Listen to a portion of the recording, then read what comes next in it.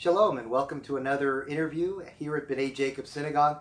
I've had so many incredibly enjoyable interviews. I have been waiting to interview this man right here, my dear friend Gary Borstein. Gary, I could talk to you for hours. We have only a limited amount of time, but I've been looking forward to this. Oh, thank you. Thank you. Welcome.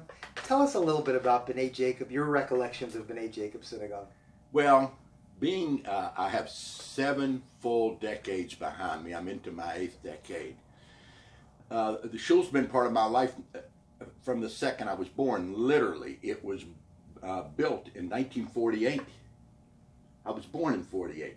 So every waking moment of mine has been this shul. And my parents, both grandparents, both got here with their own immigration stories, which we needn't get into here, but it was a struggle, and thank God they took that struggle. Got on boats in Europe, realizing Europe had played out. Came to Charleston, West Virginia. Don't ask me. It's usually somebody, a precursor, some relative had already been here and gotten a little foothold. So one side, my dad's side, when they got on the boat over there, they were Dresden, not Borstein. Go to New York, somehow we became Borsteins. Don't ask me. It was probably economic. It certainly wasn't hiding identity. You wouldn't go from Dresden to Borstein if you were hiding Judaism. That was 1895, and Jacob Borstein. Now, let me tell you real quickly about that side, and then we'll tie it to the synagogue. The Dresden boys were Abraham, Isaac, Jacob, and Joseph. Wow. So, any question about Judaism? They had 2 sisters, one of which became the chef's great-grandmother, Ivor and Gary, and all. And the other sister went to Savannah and was never part of the family. In the late 1990s, I found 328 Borsteins from all the different sides, from 5 siblings that had procreated. Granddad's side, my mom's side, came in 1905. He learned the electrical trade and, of course, did all the electric in the synagogue early on. And I was very proud of him. Now, 1948, we had a crew here, Rabbi Cooper, just, you think that the whole world has great leadership, everybody is doing no they aren't. Rabbi Cooper was 1 in a million. He was everything. Was he from a relatively aristocratic family and therefore his bearing was aristocratic? Yes, but he made the wheels turn. He was ecumenical, just like you are. You reach out. There are no boundaries.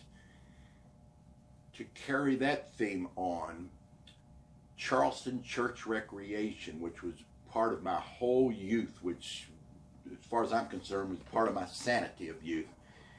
I took it for granted that Charleston Church Recreation and getting together with all the churches and going to each other's churches was a common thing. It was not. This was the first in the country in Charleston, West Virginia. And it was started by Phil Goldstein. Phil Goldstein, who was just... Hannah Reese also a part of it? Yes.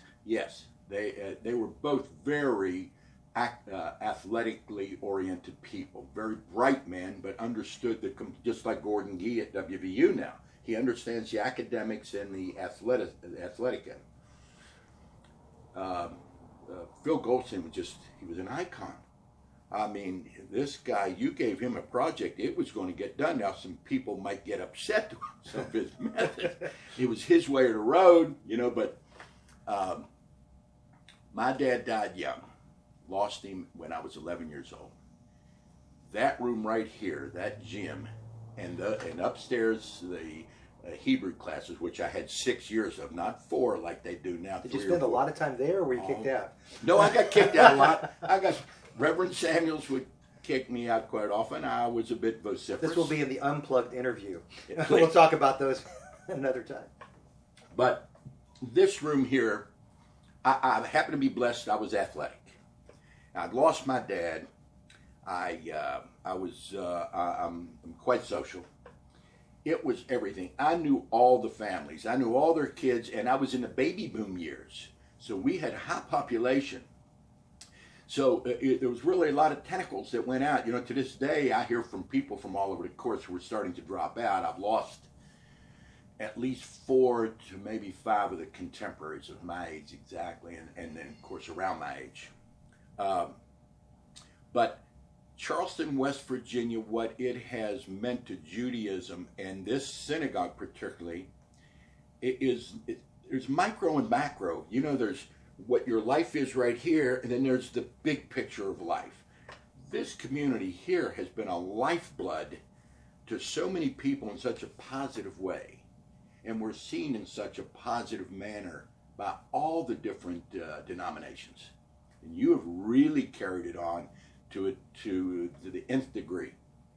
There are no barriers in this town. I know in my day, and there was a lot of, anti-Semitism is always going to be here. It's right under the surface, not with everybody, but it's there. I only had maybe 2 really blatant verbal confrontations with another 2 fellas that through 1st through 12th grade, twice. I mean, you think about it, most cities, you go to Huntington. Huntington, I hear, was virulently different than that day, as far as the anti-Semitism and anti-black. We didn't have it here in Charleston. And one of the reasons, one, is that Charleston Church Recreation and the outreach of Rabbi Cooper being in the Human Rights Commission. He confronted Robert Byrd one time on the streets. He told me this. Bluefield, just like High Noon in the movie, he walked in the middle of the street. He was a little fella too. He might have weighed 120. Robert Byrd's coming down the street with his henchmen and all, and he said, "You should be ashamed of yourself." Rabbi Cooper, right in the streets of Bluefield, which was the seat of anti-Semitism in West Virginia, by the way. So, what this synagogue means to me, when I really back up, I'm in my 72nd year, 71 complete. It's everything if you really think about it. It gave me identity. It gave me strength in numbers, even though I'm a minority think about high school. This town was 92% white Anglo-Saxon Protestant. And I can't hide being Jewish, not with this family. And but you had a shul that was powerful, and it had oomph. No, I can't speak. Don't even get me started really rolling. I garnered a lot of who I am personally, Judaically, and community-wise from this synagogue right here. Wow. Yeah. Wow. Well, that's. I get a little emotional. Don't get me started. I was getting the same way. I was hearing some of the things that you said, and it just. Gary, I know I need to cut this, and I would love to interview again. One of the things we just talked about before we started is, I think after the 125th, we're going to continue to have these interviews. And these are good. And I'd like to get you back. I'd like to get your sister. I have a few more things. I have a couple. I think you've got a couple more stories. Some of the stories we talked about earlier that we can't share. But I hope you'll join Gary and myself this September, next month, as we count down to our 125th anniversary. We've got a tremendous events that will be taking place from September 27th through the 29th, including some dedication ceremonies for some of our new features that are now part of our synagogue.